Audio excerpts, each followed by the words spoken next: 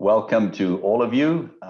Good evening, good afternoon, good morning. My name is Andrew Steer. I'm the President and CEO of the World Resources Institute. But the important thing today is that I'm also a board member of PACE. PACE, the platform for accelerating the circular economy.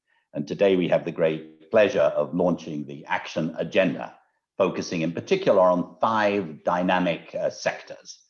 Plastics, capital goods, textiles, electronics, and food. The world economy is going through a massive transition. This is the decisive decade, and the shape of the future world economy is circular. Moving from today's linear take, make, waste world to a circular economy will bring incredible benefits, not only to citizens, not only to food security, not only to the environment even, not only to climate change, but to our economies, to our jobs. It will basically create a better world. And so today we have some of the leaders in this great transition, and we're going to be hearing from them. And I'd like to start actually by inviting Dame Ellen MacArthur. Ellen MacArthur, after she had sailed solo around the world, beating all world records, she created the Ellen MacArthur Foundation, focusing on the circular economy. So I had this conversation with her a couple of days ago.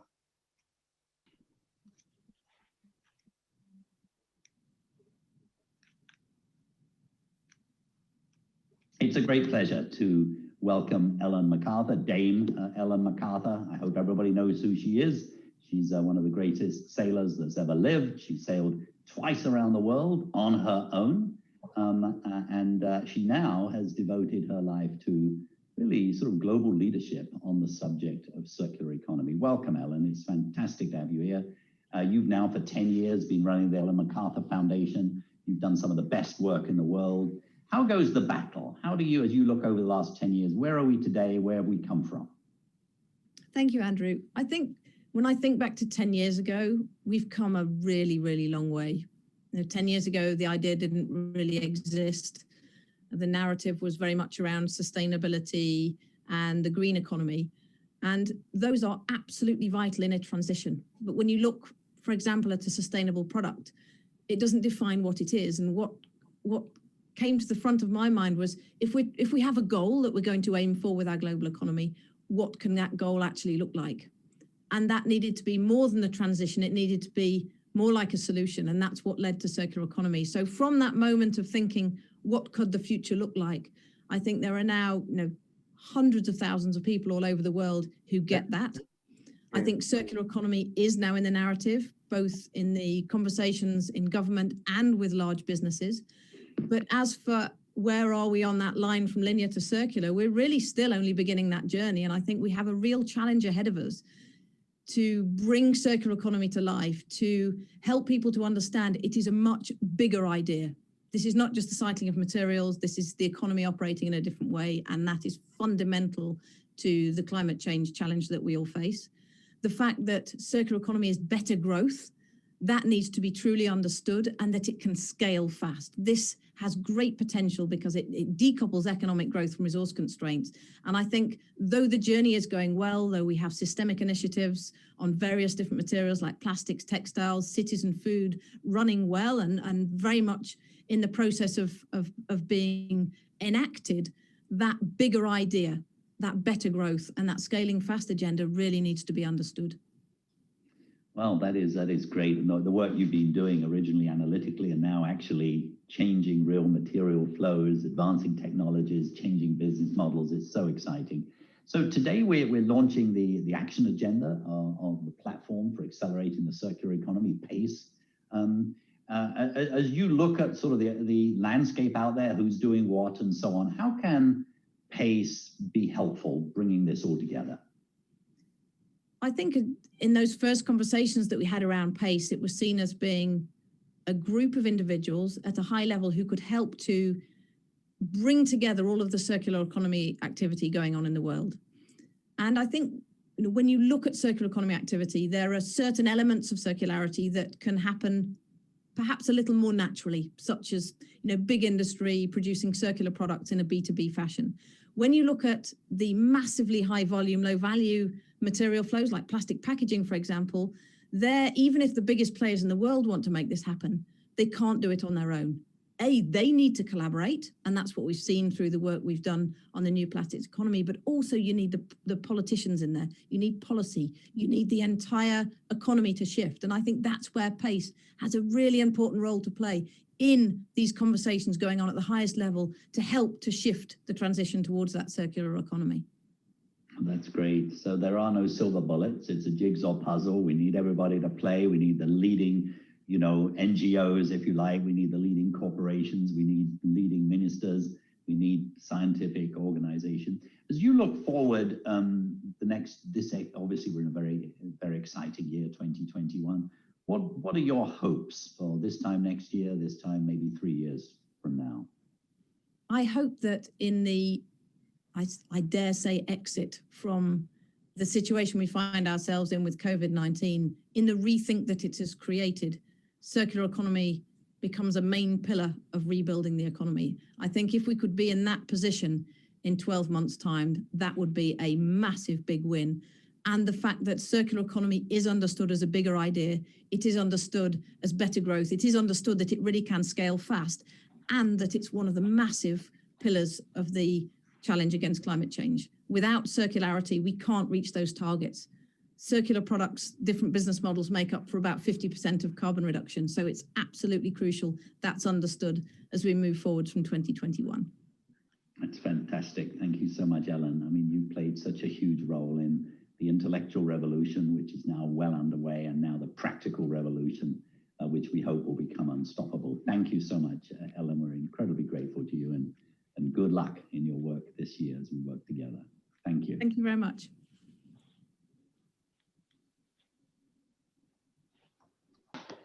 Great. Thank you so much, Ellen. We now turn to another giant in this space. Frans van Houten is the CEO of Royal Philips.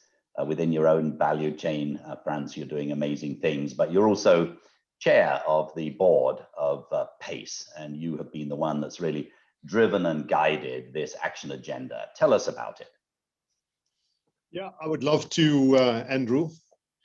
PACE started as a cross-sector collaboration platform, bringing together over 100 leaders from public and private sectors, knowledge partners, all leaders in their field, and with an ambition to scale the circular economy. We also jointly feel that we need to role model the change and that we need to take action rather than just having opinions. And that's reflected in the agenda today. But moreover, this group has brought together all the best practices that are already available in the world. We have looked at benefits, trade-offs, the unknown impacts. We have looked at the Sustainable Development Goals, the Paris Climate Accord. And then we have brought that together in what is called the Circular Economy Action Agendas. Action because we want to make an impact. And these Circular Economy Action Agendas provide a global overview of good practices and gaps along the value chains in, for example, electronics, capital equipment, textiles, food, plastics. These are 5 reports, but not just reports. And I also was looking at the chat and the reactions of the audience.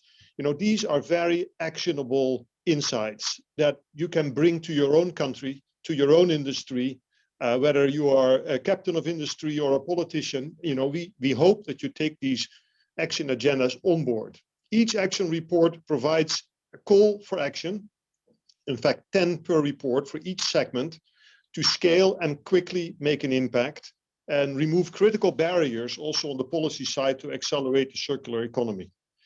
So I would say time for action. These reports provide a meaningful guide that can help companies, governments, civil society, academia to align on the efforts and make the impact that we need.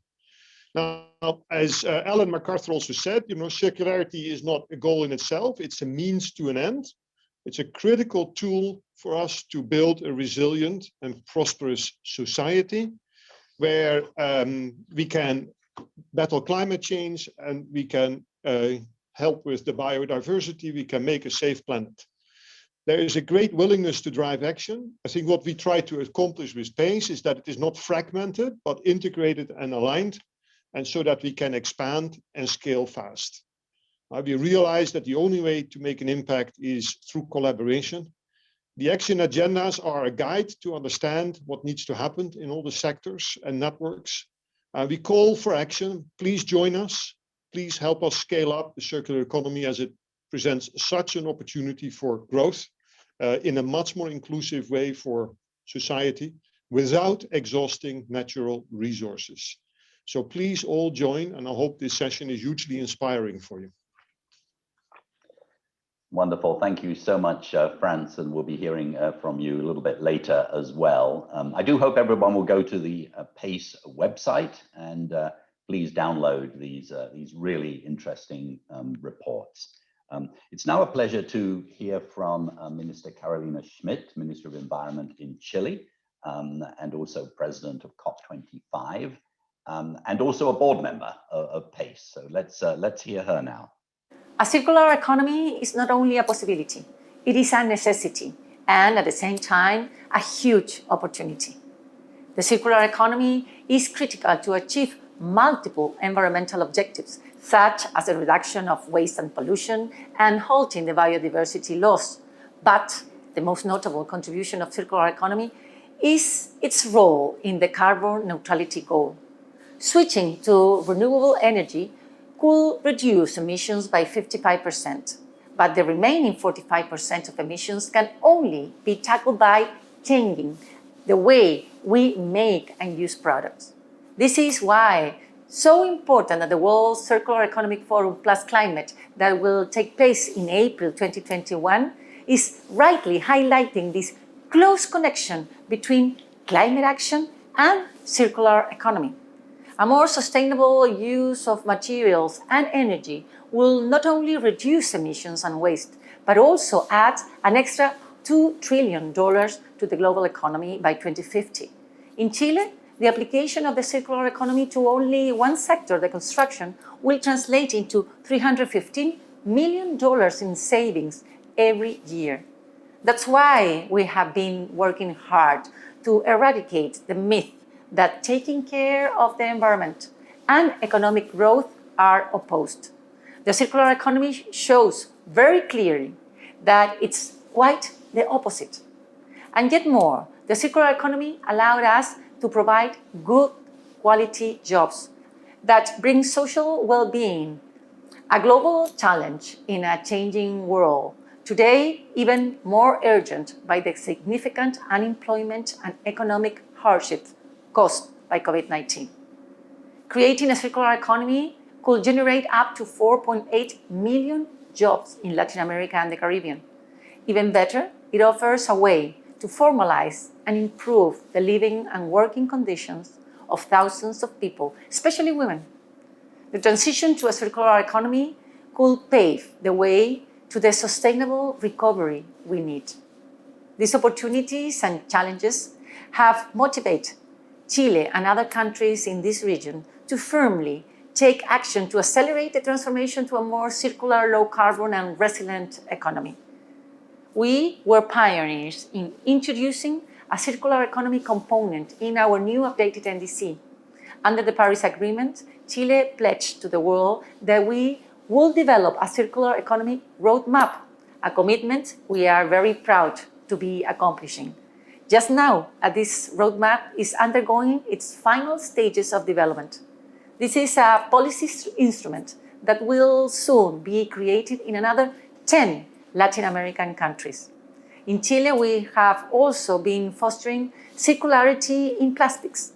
We were the first country in the region to ban all plastic bags in the commerce. And now we are moving forward with a second and more ambitious legislation to ban single-use plastics in Chile.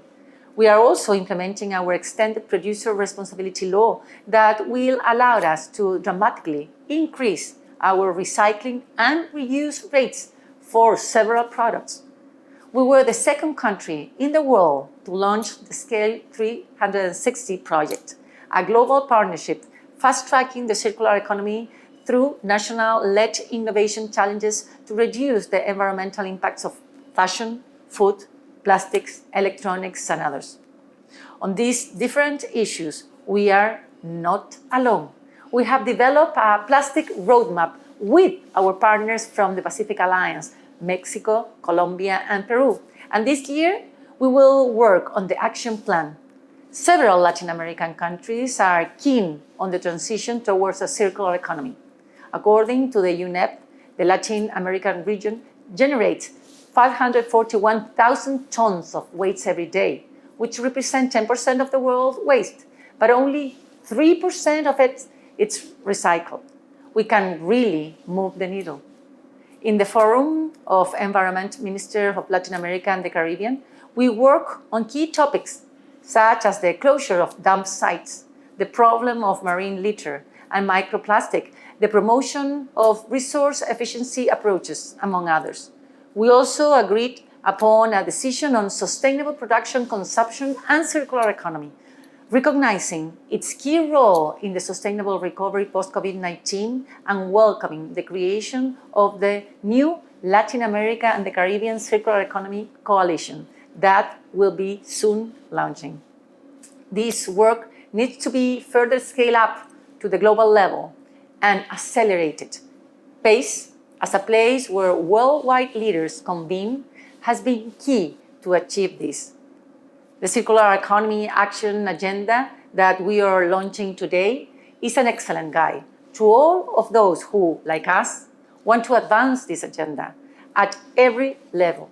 Latin America countries are eager to be leaders in this transformation and to work together with the region and beyond it. This action agenda condenses the most relevant pathways to realize the benefits of the circular economy. Circular economy is the economy of the future.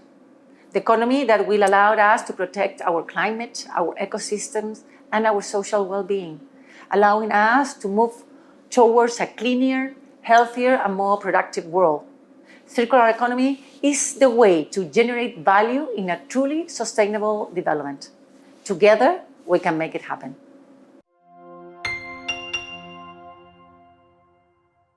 Wow, thank you so much, Minister. That was really stunning. So we've now heard from the research and NGO sector. We've heard a leading corporate player, and we've heard a minister. Really remarkable leadership all round. So I'd like now to turn to Dominic Worry. Dominic Worry is Managing Director and on the Management Board of the World Economic Forum. Dominic, you should be looking exhausted because last week you had a triumph at Davos, where I believe several million joined you to hear heads of state, heads of industry. You were one of the creators of PACE, the World Economic Forum. Tell us how you feel the battle goes. How do you see things going now? Thank you, Andrew. And it's a delight to be here and to share some thoughts with all of you. And thank you, and thank Ellen MacArthur and Frans van Houten and the ministers and others who will be speaking. So it's a collective effort, the platform for accelerating the circular economy. And the platform bit, I think, is the key, how to bring people together. How goes the battle is your question. I think there are, to avoid too much kind of military acronyms, there are three areas rather than battle lines, which we really have to focus on in terms of the COVID crisis, the climate crisis, and if you like, the credit crisis, which still overhangs us. First is jobs, second is innovation, and third is the climate crisis.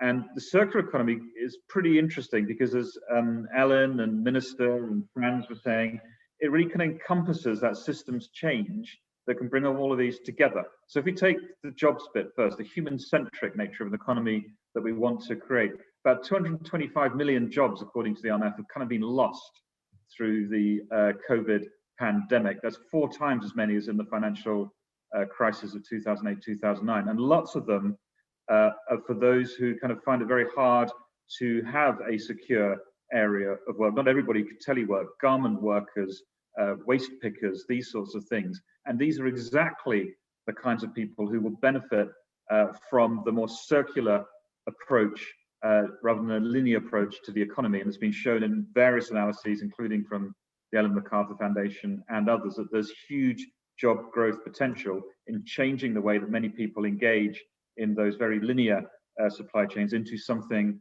a lot more circular and regenerative. So there's a very, very strong storyline here about jobs and the human-centric nature of the circular economy, very pertinent to the challenges facing policymakers.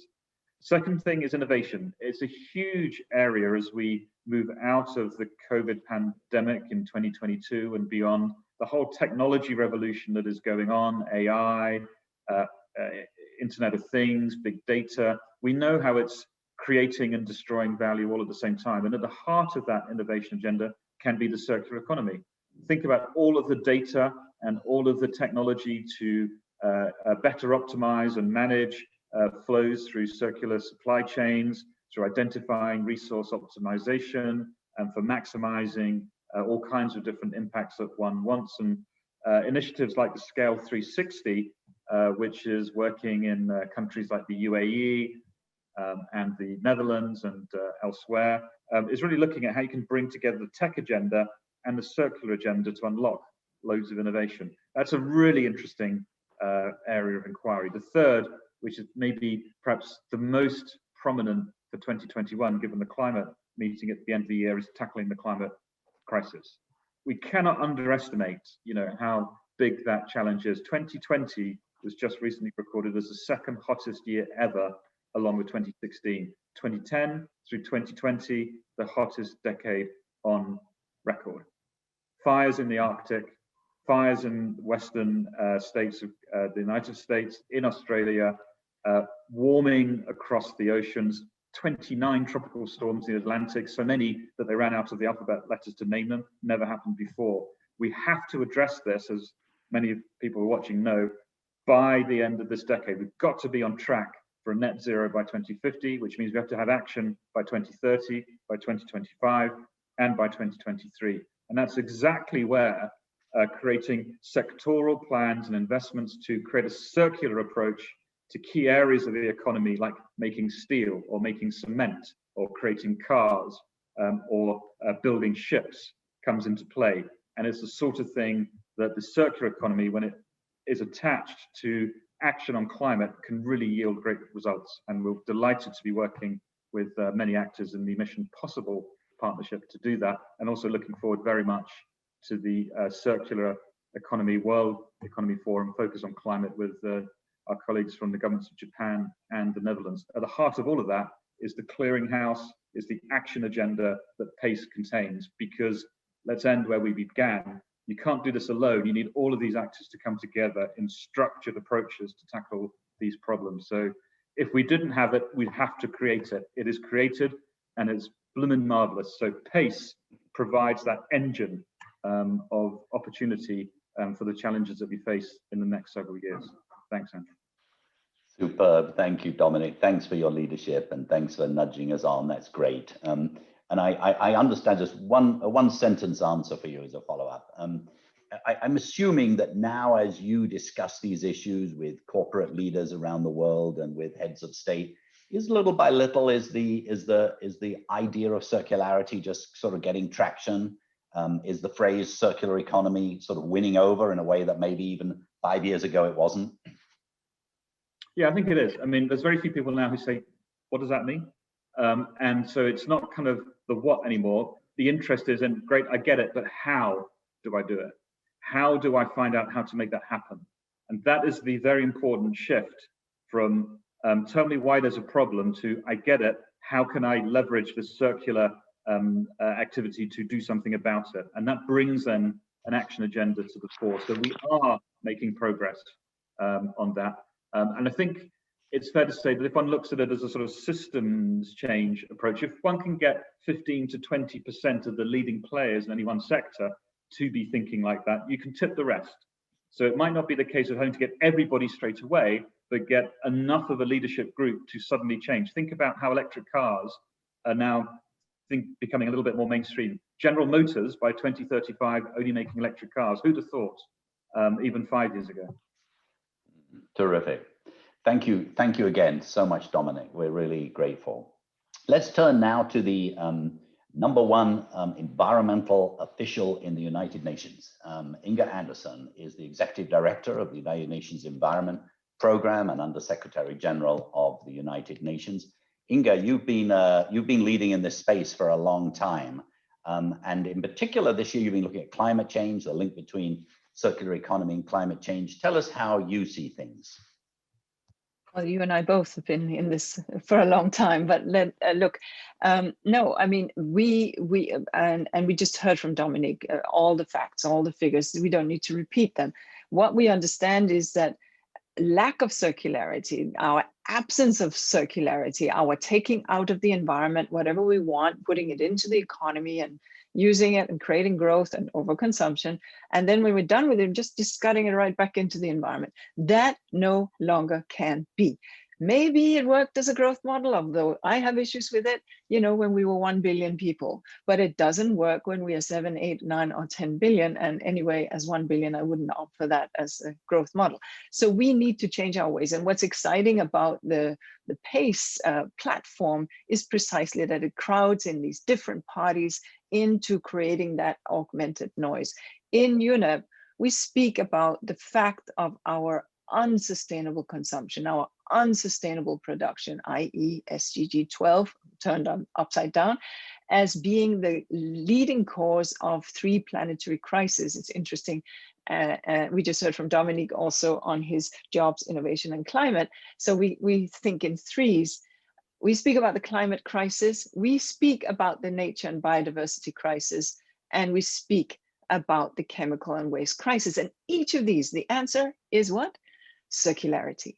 The answer is circularity. That is it. And this year, we don't know exactly how the year will progress, but we will have UNEA online. We'll also see us negotiating on the post-2020 framework. We'll see the standing up the decade on ecosystem restoration. We have the Food System Summit and of course, COP26. Let's hope all of these happen. And we need to bring PACE into the mix here. The thing is, and maybe it's best worth repeating, it's really great to have had the net zero commitments, and we celebrate that, but we do need to understand that we are not where we need to be on net zero, in the sense that even though 130 odd countries have made the commitment, but promising net zero with one hand, and when we look at what we issued on the production gap report, which is measures between what we are intending to produce in hydrocarbons and where we're going, we need to reduce by 6% year on year to 2030. And instead, what are we doing? We are projecting an increase by 2% year on year. So in summary, therefore, bringing circularity and renewable into the mix is the only way forward. And we know all the numbers. It just doesn't make any sense anymore. And so we from UNEP are very, very keen of being that voice for PACE into the UN system and at the broader global international platforms that we have the privilege of being engaged with. Let me stop there, Andrew. That's terrific. Thank you so much, Inga, and we'll be hearing from you a little later on in the discussion, so we're so grateful to you. Let's turn to Jyrki Katainen now. Jyrki was, as you know, Prime Minister of Finland, and then he was Commissioner and Vice President of the European Commission, and now he is President of Sitra, which is one of the great leaders in this space, and very, very involved in PACE. How do you see things now, Prime Minister? Thank you very much, Andrew. The previous speakers have said almost everything which is relevant to the current state of play with circular economy. So I would like to raise one aspect which has not mentioned yet, and it's a social aspect of circular economy transition. Circular economy as such is not worse than current wasteful linear economic model from social justice point of view. But of course, this transition means disruption, and like always, disruptions means that the number of certain type of jobs will reduce, whereas a number of certain new jobs will increase. So that's also a relevant point when we look at the society as a whole, and as much as we want to promote this disruption to happen, we have to take care of the social aspect of it. Platform economy, which can be seen as part of circular economy, is probably the first example where the social justice has been raised. So it's the first disruption where the debate has started on decent working conditions, for instance. But anyway, as we all want to change the way the economy is functioning and make it more sustainable, we have to invest in our future. First of all, we have to anticipate and address the employment effects. And by doing so, we need to take care of update skilling space. So we need to make sure that our people are reskilled and their skills are updated. The second point is that we have to design policies inclusively, including the most affected groups into the decision making. And moreover, we have to support investing and scaling up circular innovations. And there, for instance, the public sector can play a role while helping private sector to invest in new technologies and new innovations. And we have to focus research on social impacts of the circularity. My final point is that circular economy may have some impact to the global division of labor. At least for me, it's hard to say how it will change the current situation. But anyway, I would like to highlight that trade policy can be a great enabler for promoting circular economy, but at the same time to bring social justice to different parts of the world once the transition is going forward. Thank you so much. I'm so happy you raised that issue, because interestingly, in the Q&A, which is now bubbling along, a couple of people sort of raised that. You know, how do we avoid moving from take, make, waste linear to circular and replace one sort of inequality with a different sort of inequality? And you're saying, well, actually, we can focus on that. So you're going to be part of the discussion in just a few minutes, and I'd really like to come back to that. So thank you so much, Jyrki. Could we, let's turn now to Peter Lacey. Peter Lacey is the Chief Responsibility Officer at Accenture, been very heavily involved in this space for a while, written a couple of very important books and been very influential in PACE as well. Let's hear from him. As we begin 2021, businesses face a complex matrix of challenges, from rising geoeconomic tensions to the urgency of the climate crisis. The decade to deliver is underway, and leaders must work together to rapidly scale circular business models, accelerated by innovative technology to drive responsible business. So it's with great excitement that we take another step on that journey today with the launch of the Action Agendas. As outlined in the Action Agendas, the circular economy and our understanding of the value it offers has come a long way in recent years, but we still have to work to do to overcome the barriers and bring new solutions to scale that decouple economic growth from the scarce and harmful use of natural resources. Circular business models offer an opportunity for companies to differentiate and optimize, allowing us to enter, or for companies to enter, new markets, new products, new services, and enabling them to pivot to more resilient systems, as well as contributing to their competitive advantage in many cases. With circular businesses and circular business models, a shift towards treating waste as a resource is essential. In fact, eliminating the very concept of waste. By doing that, we can capture value at every stage of the life cycle, from thinking differently about circular economy and linear economy, from take, make, waste to take, make, from reducing the impact of our inputs to resource recovery. At the heart of some of these game-changing circular business models is the incredible pace, exponential pace, of disruptive fourth industrial revolution technologies in physical, biological, digital spaces, innovative technology is the accelerator in many cases, not simply an accelerator. And as such will be the most important enabler of new business models and an enabler for us to have the level of impact we need at the pace we need to achieve circular scale and impact. Moreover, we've seen that the greatest value and impact comes from using not technologies by themselves in many cases, but in a combination. For example, bringing together digital and physical technologies such as AI, machine vision, and robotics to automate improving sorting of waste materials and for repurposing. At Accenture, we're seeing circular progress for our clients across all industries, and it's becoming a clear and critical value lever and value creator for the C-suite. This is again echoed in the calls to action. Every business is part of an ecosystem. You simply cannot go it alone.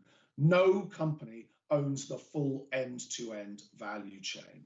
So that means cross-sector collaboration, partnerships between businesses, between capital markets, between governments and policymakers, consumers and researchers and academics who are in many cases incubating the next generation of disruptive startups. All of those are part of the solution. All of those are becoming increasingly important for enacting real change. As we take up the Action Agenda's call to action in the days ahead, we're doing so in a unique environment and are at a pivotal point with the COVID pandemic changing, unfortunately, the way all of us live and work. But on the upside, it's pushed businesses to adopt change at an unprecedented rate and to reevaluate long-standing norms in their industries and their companies. Now, it may be not that the way we would like it to have been, but this makes businesses ripe for the cross-industry and cross-sector collaboration and the essential outside-the-box thinking that will be needed for a fast and effective circular economy transition. In closing, circular business models offer an immense opportunity for value capture and value creation. But to make this shift happen, we need technological innovation and we need partnership. Partnership across sectors and across industries and partnerships with other stakeholders. We must act now and take up the calls to action to drive the transformation needed to build more resilient economies and societies. That was terrific, Peter. Thank you so much. What a wonderful statement on the opportunities and the dynamism in the entire process.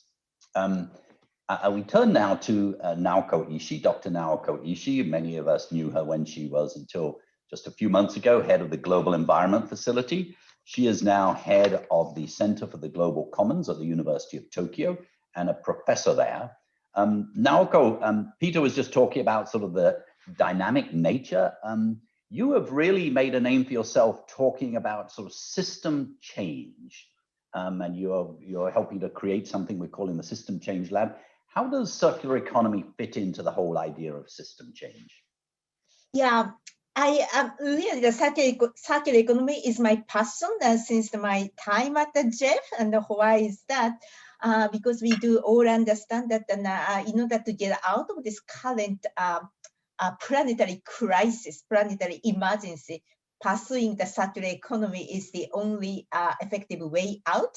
Why is that? Because the current situation, crisis is actually brought by our current economic model is actually colliding with the planetary boundaries. So, and geologists even tell us that we enter into the new geological era, Anthropocene, when we human have really altered the function of the Earth. So for us to really stay the sustainable development within planetary boundaries, that the way is to really change our economic system. So the system change is the response. We can do many things like a decarbonized energy system, that we can transform the food system or to make the city smarter. But the one cutting across the principle is the circularity. So how we can make our economic model more circular.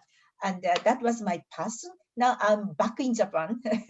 Then I realized the circular economy has such a tremendous use for a country like Japan that who just belatedly announced that in 2050 net zero. Then we realized the potential value of the circularity.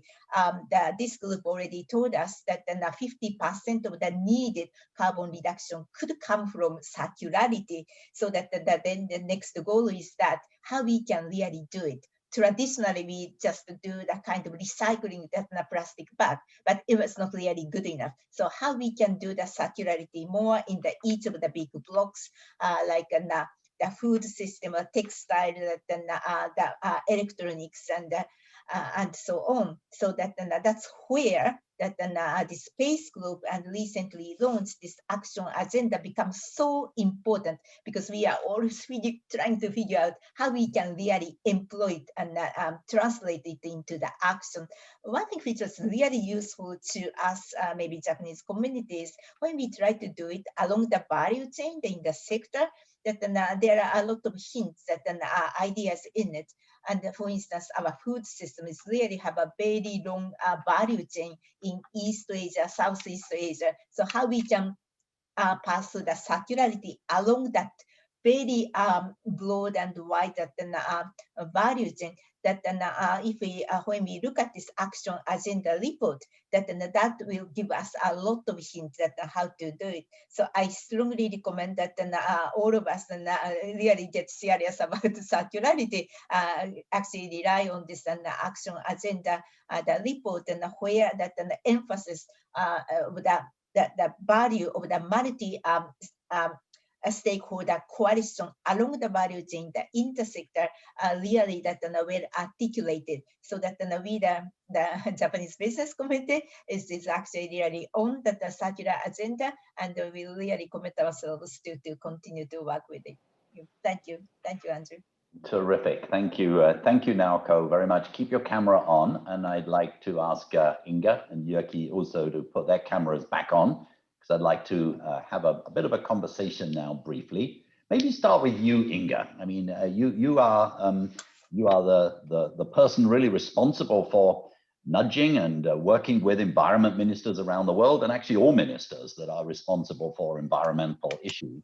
As you look at these 5 papers on the circular economy, as you look forward to your own huge meeting later on this spring or summer, how do you hope you can sort of add to the momentum in this important year? Well, look, I mean, unless we tackle circularity and overconsumption, but also underconsumption, which gets to Jyrki's point about poverty and injustice, we're not going to arrive where we are, where we need to arrive. We can think of it like this, in that we are over-consuming massively, and we need to understand that about 30% of our global footprint on climate is actually driven by households. So that's data from our emissions gap report, yeah? And so when we look at that and we think, oh, it's actually the choices that I make. It's a global elite that is making these impacts. That becomes pretty significant. I misstated, 2/3 of our footprint is driven by households. The food we eat, the travel we make, the way we move, etc. I'm aware that we have limited time here. So I just want to say this, understand therefore that overconsumption that we live in today needs to be circular, but also needs to be pulled back, because we have other people who live in extreme poverty and frankly who have underconsumption. And it's not the mega rich. We're talking about the top 1% driving this consumption. And that's people who earn $110,000 a year. So we need to think about the justice dimension, which becomes absolutely critical for circularity as well. Terrific. Thank you very much, Inga. By the way, we're getting some wonderful questions in, lots of them. So some of you on the panel might want to be scanning them through and sort of saying, oh, I'll answer that one. For example, Inga, very good one on, so what's the role of the multilateral banking system in circular economy? You've spent part of your career there. So, but Jyrki, could we pick up where Inga left off, which is the issue of justice, which is what you were talking about?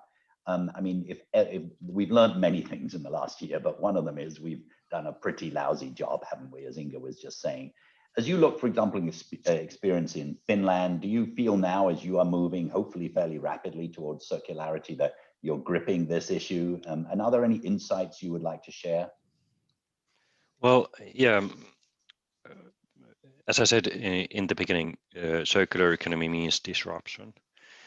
And certain jobs will disappear, whereas new jobs will arise. And most of those new jobs are higher quality jobs than the previous ones. But it's probably too early to say that what the global picture will look like after a few years, because this disruption will have some impact to the global balance. So in that sense, it's very good to learn lessons from our past, that once we know that disruption is coming and we are promoting it, we have to pay attention to the social justice issues like education. We have had an experimentation here in Finland ran by Sitra, where education program on circular economy has been brought to the schools, and it's highly successful. So in all level of education, has run different types of circular economy courses, and it's part of our curriculum. Second point I want to make is that welfare is dependent, this is my personal belief, welfare is dependent also in the future on economic growth. And like Ellen MacArthur said in her statement, that we have to decouple growth from resource constraints and also CO2 emissions. So decoupling growth from resource constraints is the most important thing when addressing our known problems, but also addressing social problems. So that's why bringing biodiversity issue to circular economy is of utmost importance. That's fascinating. Thank you very much.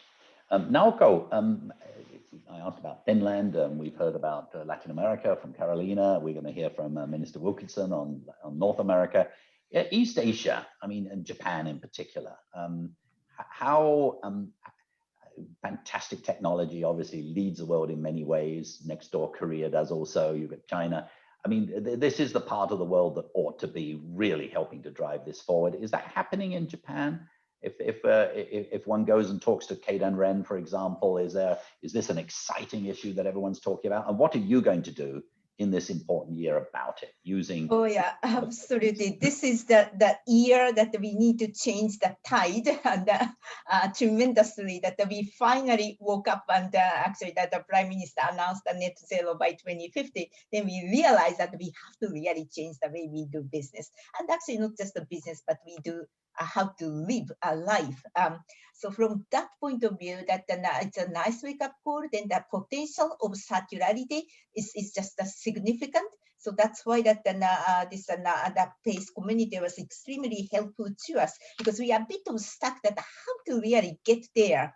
Because that circularity really needs to kind of disentangle that this tightly woven the current economic system, and so that two things I want to make that so this the report, and which is based on your actually the few years of hard work, that what are the barriers and how to break those stalemate and how to bring everybody together is extremely useful. But also one thing I want to emphasize is the circularity really energize the citizens in Japan. Somehow we believe that we are friendly in the environment. It's not necessarily that was the case, but now that it's reassuring that the people's value, that how to appreciate that the nature or that the way of life, and not necessarily pursuing just a big money kind of thing. So that the people started to realize that this is a new value system, the new social norm,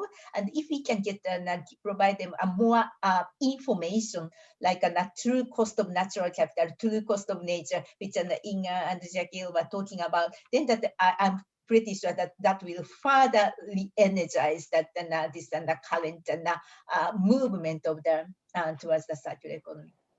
Great, thank you.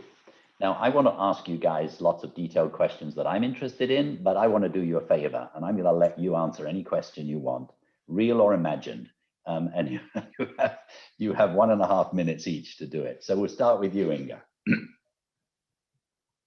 Well, I think it would be only right, since there's a reference to the Dasgupta review, which was launched yesterday, and which is really a significant and major review that looks to, and you could call it, I know Partha wouldn't like what I'm about to say, but you could kind of say that it's a twin to the Nick Stern review of 2008, except it isn't, because it stands on its own and it has its own.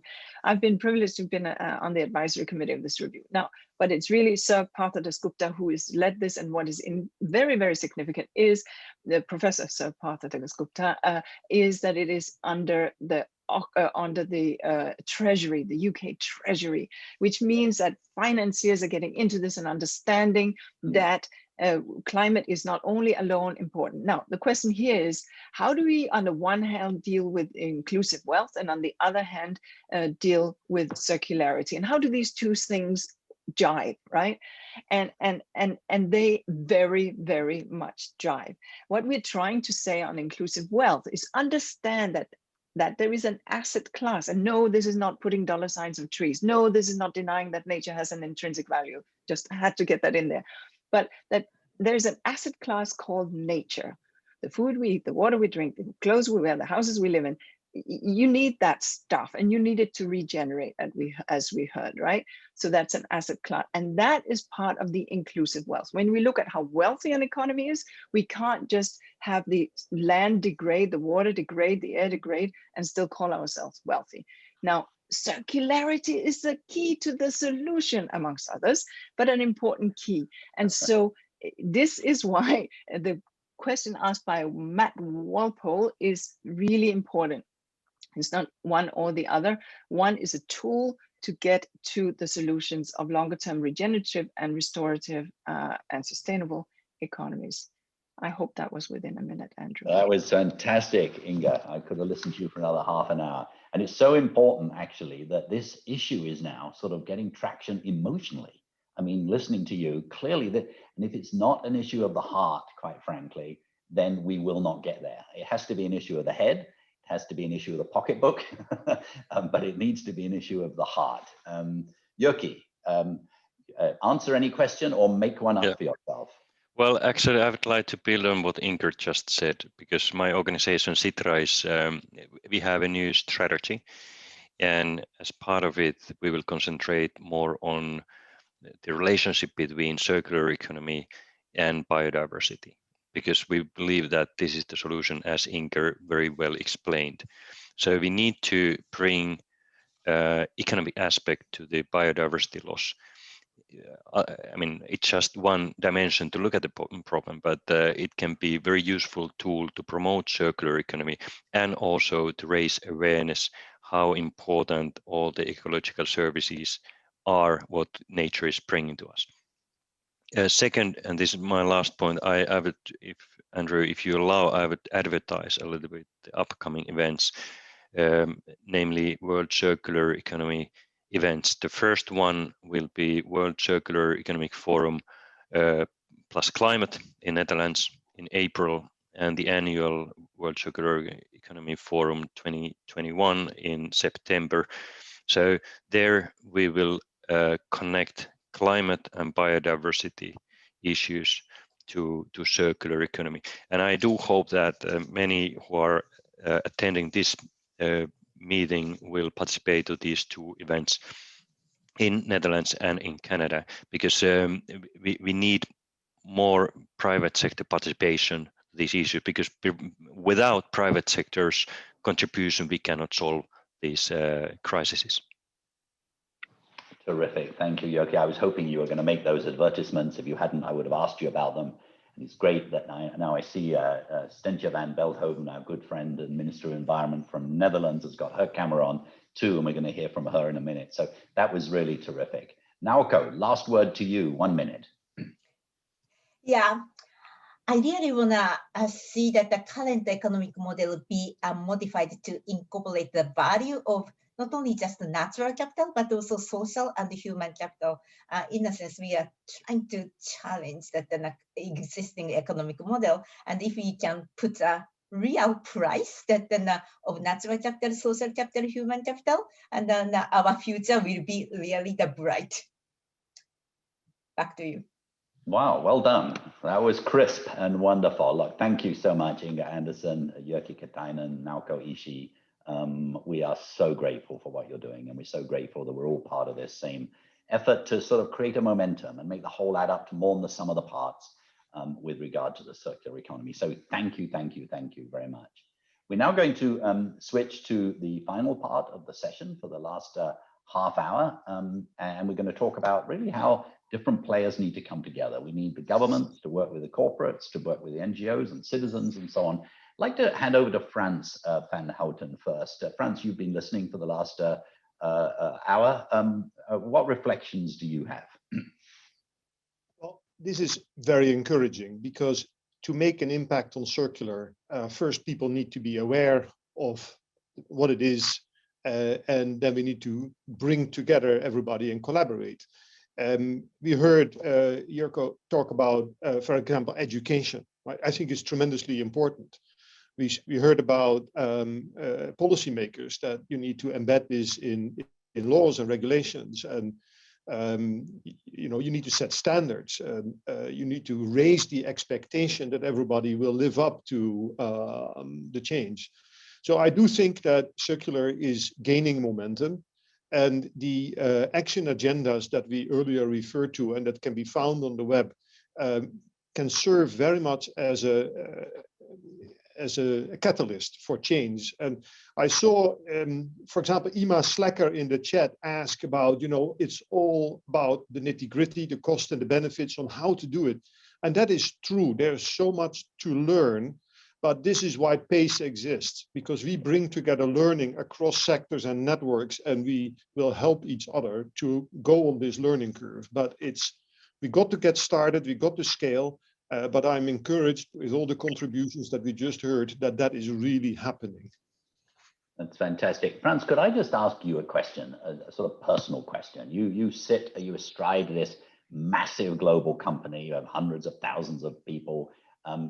This year, by the way, I mean, you produce the medical equipment that is saving lives every day. So you must have been flat out over the last year, and thank you for what you've been doing. How easy, and yet you have made this circularity thing, which is not easy when you're doing, the incredibly complicated equipment you deal with. How easy has it been to sort of get all of your staff, your shareholders sort of excited about this? Well, it's not easy, but a few years ago, I got to know Ellen MacArthur, and then we first teamed up on plastics, and I was inspired by what Dominic is doing at the World Economic Forum. And I felt very much that, we all need to stand up and do our part. And so at Philips, we very much believe that sustainability and responsibility for the world that we live in is part of how you do business. Now, that's a statement that doesn't make it easy. We have been on a learning curve. Today, 15% of revenues come from circular products. We target that to be 25% by 2025.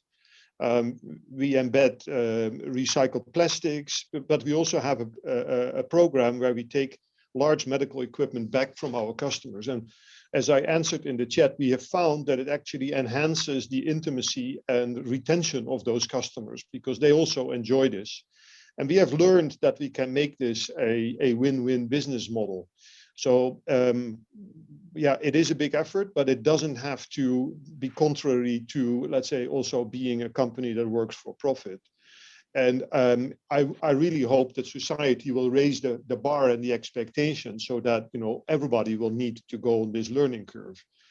As I said, it's not easy. And this is also why it was so fantastic that we were able to start what is called the Capital Equipment Coalition, together with Cisco, KPN, Dell, ASML, and many other capital equipment manufacturers to start what is called the World Economic Forum Capital Equipment Pledge. And we basically now, we are 2 years in on this learning curve together. We are sharing openly learnings. We are transparent about our commitment and how we are progressing. Has been proven to be very valuable because the learnings and the practices from more than 10 capital equipment companies together build a knowledge base that we are prepared to share with others all over the world. And I just was chatting with Yaoko and that we should do this in Japan and get the Japanese companies to join, because I think with a bit of inspiration and sharing the learning, everybody can get started. So now that's just about capital equipment. In fact, all the other action agendas have similar stories that today we cannot share in full glory, but that is how you get started. We need to get beyond the kind of intellectual thought that this is important and get our hands into the mud and start working on it. And that's exactly what we did. And I can report to you that it is working, although of course we still have a way to go. Now we at Philips, we are publicly committed to make our goals by 2025. And there was also a question in the chat, you know, how true is this all? Well, I can tell you that we let all our accomplishments on ESG being vetted by the accountants. We published the results. It's all transparent.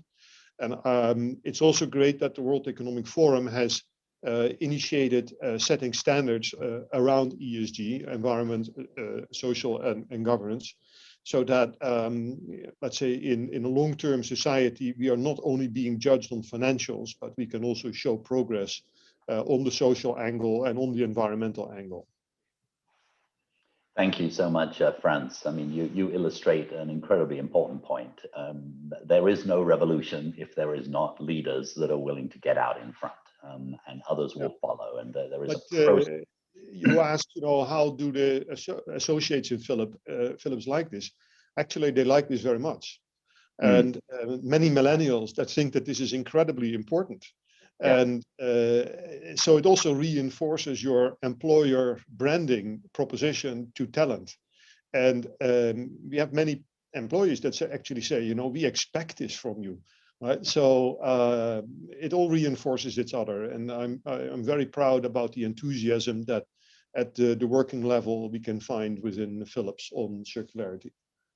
That's terrific, thank you. And it works best of all when you have corporate leaders and staff and workers that are committed, and you have a government that's committed. And we're now about to hear from the minister who is responsible for this in the Netherlands, Stintje van Veldhoven. The Netherlands has a goal to become fully circular by 2050. You were the first. You're probably the only one. I don't know that, but congratulations. Tell us what's on your mind. How do you feel the battle is going right now, and what should we at PACE be doing in the coming year?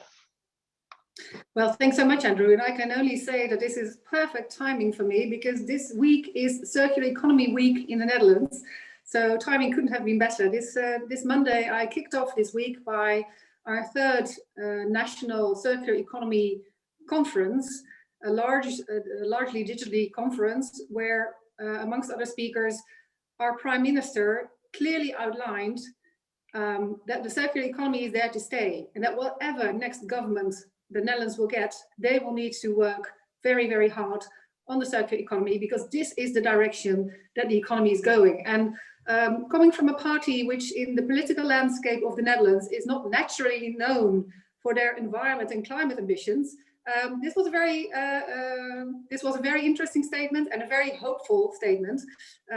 So So that's where we stand in the Netherlands at the moment. What I really loved about the comment from France, he said, let's go beyond the intellectual, let's get to work. And indeed, often it is getting down to the numbers, to the processes and partners, but together we can really show what can be done. There is so much that we can share. So I think that the need for cross-sectoral collaboration in the transition to a circular economy is absolutely crucial. And it's also that is also why I am so happy to be part of the PACE board, because together we can show also what can be done. And I'd really like to congratulate the PACE Secretariat for the work done on the action agendas, because it really provides concrete ways forward across sectors. And I also read a little bit through the questions that were posed, and there were a few things that really struck my mind. The producer responsibility, can we do that? Yes, of course we can make industry part of what they produce, also in terms of putting things on the market. We have producer responsibility in the Netherlands. Just yesterday I launched a deposition scheme for drinking cans. But if we can do producer responsibility in packaging, then why not in textiles? Why not in electronics? So also this cross-sectoral inspiration and use of instruments is something which helps us. And I think that is also why all of these agendas are so crucial, because they provide these kind of perspectives. And they also provide for speaking the same languages, for fostering collaboration, and thereby structuring and upscaling action, because we are running out of time. We are in an incredible hurry. There is so much to do. And the only way we're going to get there is by joining forces on an international level, sometimes on a sectoral level. And it doesn't always have to start with an ambition of 100%, but we need to get the markets and the chains off the ground. This was another question also from the questions. How do you work with components? Well, let me give you an example. The denim deal in the Netherlands. We launched the denim deal, bringing together denim partners across the entire value chain. And they committed to work together to produce 3 million clothing items that will contain 20% post-consumer recycled cotton, purely voluntary. But what they also did is say, in addition to that, in every piece of denim clothing produced will contain a minimum of 5% recycled materials. So 5%, you might say, is that very ambitious? Yes, it is, because it's going to be for all items produced. And that will mean that we are creating new value chains, that we are incorporating new partners. Let's say all of those components will get an incentive to adapt without at the same moment needing to be able to put on the market the scale for which they often don't have the investments of the resources. Getting things off the ground, getting down to it, starting with it, that's absolutely what we need to do. And we need to share these experiences across sectors, because so much is already possible now. Well, that is great. Thank you, Stintje. Do you want just to say a word about the meeting in the Netherlands, the World Circular Economy Forum, and let's get everybody there. What are your goals? Well, I think if there's one thing which is for us, I think, very clear, but which we need to get out there with much more force, it's the incredible importance of the circular economy as an instrument to reaching our climate goals. If we do not use this instrument, we are not going to be able to reach our goals. So we need to make sure that governments, private sector, NGOs, everybody understands better what is the link between combating climate change and the solutions that the circular economy can bring to that. It needs to be much higher on the political agenda. It needs to be much more part of the climate debate. It's much wider than just climate. It's also biodiversity, and it's social, and it's all these other aspects. But we cannot reach the goals of the Paris Agreement if we do not make sure that we get to a circular economy. And so that is why we are hosting together with Citra, and then the Canadians will follow up. So this really is a three-partner partnership. The World Circular Economy Forum plus Climate in April 2015. One of the many stepping stones, I'd say, towards the COP in November. And we need to make sure that we get an action statement on electronics and plastics, and that we look at ways to accelerate calls to action related to work and waste collection mechanisms. Lots to do, I'd say. So I really hope that you will all join us, because this is an agenda that needs to get more profile on the international level, and it needs to have more solutions. Terrific, terrific. Just one final question, just less than a minute, if we could. European Union is also doing some good things, and obviously the Netherlands, as a key member, is engaged in that discussion. Are you pleased with the progress, and how can PACE help there? Well, I think the Green Deal is a great platform for working with many, many partners. And I would really love PACE to also be a partner there, because jointly we can show what can be done. And that's what makes it so great about PACE. It's about action. And it's about action not linked to national interests. It's about action across sectors. And it's those sectors that can show where progress can be made. And it's the combination of all these players working together in the context of PACE, which makes it such a strong mechanism. Excellent, excellent. Thank you again so much, Minister. We are very, very grateful to you. I'd like now to welcome onto the screen David McGinty. David is the Global Director responsible for the Secretariat of PACE and moving it forward. Thank you, David, for all you've been doing. And David's going to say a few words as to where we are, what happens next, but then also to have a conversation with Lisa Jackson at Apple. David. Sure, thanks, Andrew. I mean, what an honor to serve with these other leaders, and the thing as leaders that we owe is we owe our teams and the people that we work with, we owe them action. And so these action agendas really were developed to show the way where we're in agreement, from the UN Environment Program to WRI and the various governments that we work with. The action agendas, if you look at them, they lay out calls to action with specific areas for us to work on, whether you're in the private sector, in governments, or in civil society. And as we looked across those areas, just a quick reflection, when we looked at the plastics, electronics, food, textiles, capital equipment, a few themes popped out, and those are areas that we from the Secretariat are really going to help take forward in the coming year, along with all the work that we're going to do together. One is, you've heard we've got to do something to make sure we don't just talk about waste, but we're talking about these issues on over and under consumption. The second is, as decent work pops out across these different materials and industries, and there's a great positive opportunity in helping countries and workers go from informal work to formal work in the circular economy. And what I'd really like to highlight is the potential for enabling circularity through trade. And we're going to be launching a project this year as a result of these action agendas to really get to this issue, that we have to be able to move materials around the world between countries for their reuse, for their remanufacturing, for their recycling. And this week I was able to speak with Lisa Jackson, who's the Vice President of Apple and a former head of the EPA in the US, about why we have to launch this project, and really it gives a great example of what it means to enable circular trade.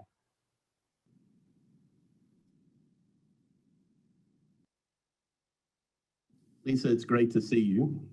In our conversations with over 200 experts and leaders, enabling circular trade came out clearly as an area where we've got to work together more to enable scale. And Apple's an excellent example that I use all the time of scale and being a positive force for good.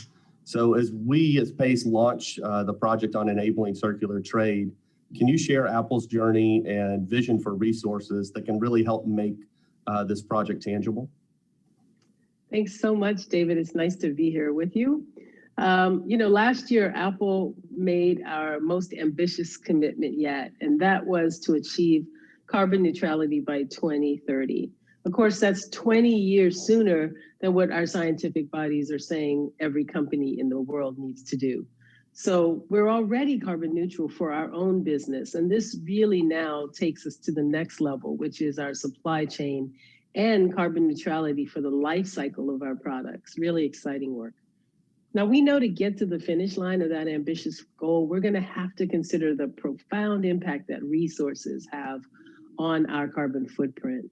And that's where our vision as a company to one day make our products from recycled and renewable materials really comes in. Our products are made from a very complex global supply chain, but we started with mapping our priority materials across our components and our supply chain. Like some materials like tin and copper, there's plentiful amounts of recycled material available at high volume. But if you take something like recycled rare earth materials, which is something we want to be able to incorporate in our products, there you have a much harder picture. There are technology constraints, but there's also economic barriers. And we want to make sure that if we're using recycled rare earths, we're not depleting the world's supply of recycled. We want to increase the supply of that material. So that's why we found that the answer to all that, as it often is innovation. Whether it's our robots like Daisy and Dave, which take apart components of iPhones so that we get homogeneous streams of material that we can then send to some of the best specialty recyclers in the world. We know they'll be capable of taking that material and making it so that we can use it back in our product. Or our material recovery lab, another innovation down in Austin, Texas, where we test tools and techniques to improve the way recyclers can access materials and get them back into recycling our devices. So, you know, there's not only technical challenges though, and one of the things that we're finding is the logistics and the regulatory challenges of moving material around. We need to work with policymakers to address restriction on the movement of electronic waste.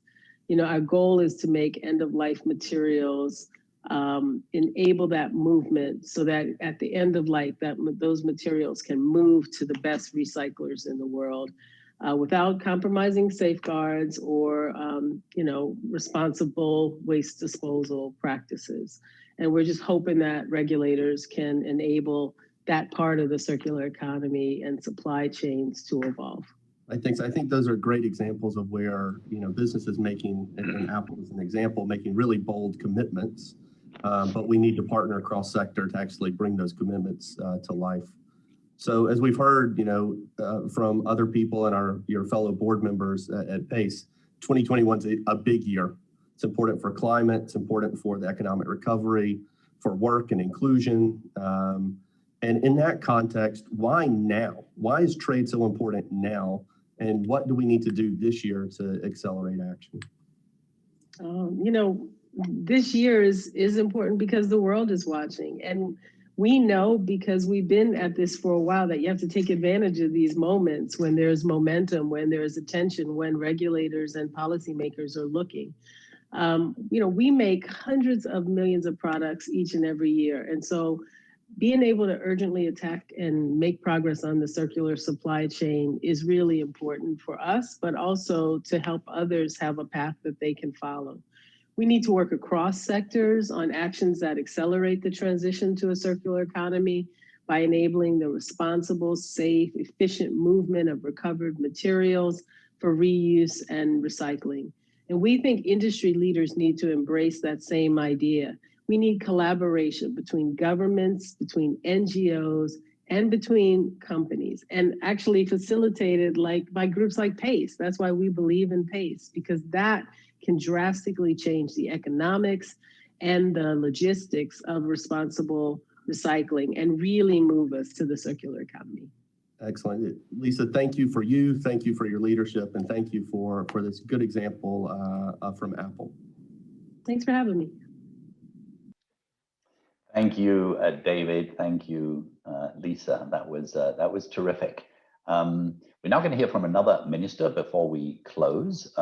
PACE has representatives all around the world now, in Asia, Africa, Latin America, Middle East, Europe, and in North America. And let's stay in North America for a while, and we'll hear from Minister Jonathan Wilkinson, who is Minister of Environment, Canada. Some very exciting things happening there. Let's hear him. Good morning, everyone. I am pleased to be joining you by video from North Vancouver, which is located on the traditional ancestral territories of the Musqueam, the Squamish, and the Tsleil-Waututh people. I am a relatively new member of the PACE Leadership Group, and I am very pleased to be part of today's launch of the Circular Economy Action Agenda. Il n'est pas exagéré de dire que les 12 derniers mois ont été parmi les plus difficiles de notre vie. Alors que nous poursuivons nos efforts dans la lutte contre la pandémie, nous avons aussi comme devoir de veiller à la sécurité des Canadiens tout en continuant à prendre des mesures pour résoudre d'autres problèmes urgents à l'échelle mondiale, tels que les changements climatiques, la perte de la biodiversité et la pollution croissante par les plastiques. The transition to a more circular economy offers us the opportunity not only to address these issues, but also to respond to the need resulting from the pandemic to build back better. Canada remains unwavering in its commitment to play a significant role in the bold task we are here to discuss today, scaling up and accelerating the development of the global circular economy. In December, our government announced Canada's plan to take climate action and help Canadians build the economy they want and the economy they need for the 21st century, establishing the building blocks to achieve net zero by 2050. We are investing an additional $15.2 billion through this plan to improve energy efficiency of homes and buildings, to support sustainable food and farming practices, to make clean power available across the country, including in remote and Indigenous communities. We are also investing in clean and affordable transportation, including public transit and zero-emission vehicles. La pollution par les plastiques est l'un des principaux problèmes du modèle actuel de l'économie linéaire, dans lequel les produits sont fabriqués pour être jetés et non pour être recyclés dans l'économie. C'est pourquoi le Canada est un ardent défenseur de la réduction de la pollution par les plastiques, que ce soit sur la scène internationale ou ici même au pays. Since 2018, we have spearheaded the development of the Oceans Plastics Charter, a global framework that takes to address plastic pollution through a life cycle approach. The Charter has now been endorsed by 26 governments and over 70 businesses and organizations from around the world, and we certainly invite others to join. Canada is investing $100 million to advance the goals of the Charter. For example, with the United Kingdom, we are a donor and founding member of the Global Plastic Action Partnership, hosted by the World Economic Forum, which supports developing countries to address the problem of plastic pollution. At home, we've been pushing forward our commitment for zero plastic waste by 2030. A key part of our plan is a proposed ban on harmful single-use plastics, as well as proposed performance requirements for recycled content in plastic products. Notre plan repose sur une solution systémique à la question des plastiques, du consommateur au fabricant et de la réutilisation à la réintroduction des plastiques usagés dans l'économie. Il repose sur l'innovation tout au long du cycle de vie de tous les produits en plastique, ainsi que sur des investissements en matière de transformation, compte tenu de notre objectif d'une économie à faible émission de carbone. Ensemble, les gouvernements fédéraux, provinciaux et territoriaux ont convenu de la stratégie visant l'atteinte de zéro déchet de plastique à l'échelle du pays. It's ambitious, but it's an ambitious vision that spurs ambitious action. The global transition to a circular economy offers us a wealth of opportunities, $1 trillion opportunity according to the World Economic Forum. And we know that a circular economy will help us build a healthier and more resilient economy and environment around the world. Nous comprenons tous ici qu'il est urgent d'accélérer la transition. Merci aux membres de l'organisme PACE, à plateforme pour accélérer la transition vers une économie circulaire qui ont tenu compte de cette urgence dans le libellé du plan d'action et des appels à l'action connexe. Ces initiatives permettront de stimuler la prise de mesures audacieuses nécessaires à la transition vers une économie circulaire dans des secteurs clés à l'échelle mondiale, y compris les plastiques. I also look forward to furthering our discussions this fall when Canada will host the World Circular Economy Forum 2021. Our collective work is critical for the better future we want to bequeath to our children and our grandchildren. But it is upon the action we take now on our watch that history and our children will judge our actions and ultimately our success. Thank you very much. Merci beaucoup.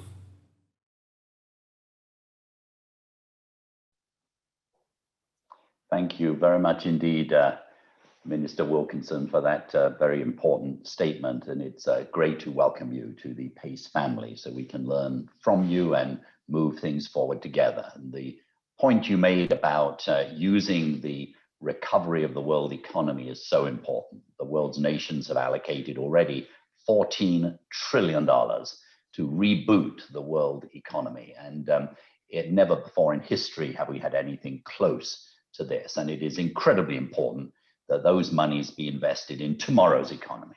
not yesterday's. And tomorrow's economy is a low carbon economy, it's a resilient economy, it's a more fair economy, and it is a more circular economy. And one of the things that we are going to be doing is measuring and monitoring the extent to which those funds are going to such investments. This brings us close to the end of our event now. Let me just say from myself that this is all about creating momentum. This is all about getting to a tipping point. If we look back in history and we ask, why did certain things happen? Why, for example, did it take the United States 20 years to phase out of lead in gasoline? And then within the space of 10 years, you had 160 countries phase out. And then towards the end, some countries were phasing out literally overnight. How do you get that unstoppable process? And one of the things that we've done at WRI is sort of try to document what's the special sauce. And we are now approaching a tipping point, we believe, in some of the sectors on circular economy. And we need to go into this with our eyes open, understanding the politics, understanding the economics, understanding the finance, and understanding the psychology.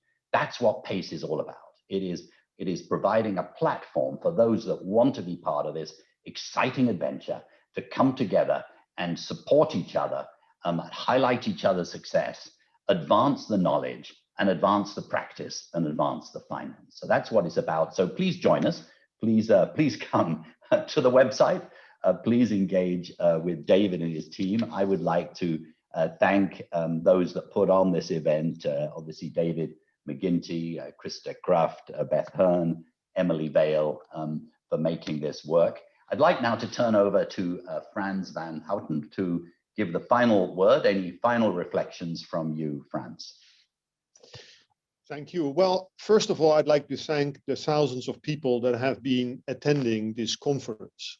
You've heard from many points of view, but I think we are all united in the sense of urgency that we need to act on the planet, on the climate, and that circularity is a fundamental way to do that in a sustainable way and to make the world better. We saw in the chat many people asking very practical questions. And as a business leader, I like that, right? And this is also why we are proud of having published the action agendas, because the action agendas by sector, whether that's textiles or plastics or capital equipment or consumer electronics, they are the start of a very practical agenda about what needs to happen. Moreover, it's a resource with best practices that people can take and say, how do I apply that to my own company, to my own country, and so on. I'm deeply encouraged by the fact that policymakers are now taking action and raising the standard and the expectations in each of their societies, because we got to move. And then if we reconvene in April, in May, in Toronto, in September, I also believe, and there were some questions in the chat as well, that we need to be transparent about progress, so that this is not just talk, but real action and progress. And for one, we are all prepared to be transparent. But then I'm also asking you, audience, could you also please make a step and get going? Because that is the only way that we accelerate the circular economy and make this world a better world. Thank you very much. Back to you, Andrew. Wonderful. Thank you. Thank you, Frans, very much indeed. Jyrki, I wonder if you want to have, as the co-chair of this, whether you'd like just to have one final word. Thank you very much. Not very much to add. There's been excellent discussion, and it's so encouraging to see that not only policymakers, but also business leaders are so engaged. And what we need now is good examples from policymakers, from those who create better and new regulatory environment decisions for businesses, but also good examples from the companies, how they have changed their business models and where the profit is coming from in their new business model, which is circular. So it's easy to agree with you and the others who said that this year is important because all the countries are now using significant amount of public resources for stimulating the economy, and it does not make any sense to stimulate the old economy, but it makes a lot of sense to stimulate a new, more sustainable economy, which is sustainable from environment point of view, but also from economic point of view. So thank you also on my behalf, and we'll see each other in the World Circular Economy Forum in April and in September. Wonderful. Thank you so much, Jyrki. Thanks to everybody for joining, and we look forward to working with you together. Thank you. Goodbye.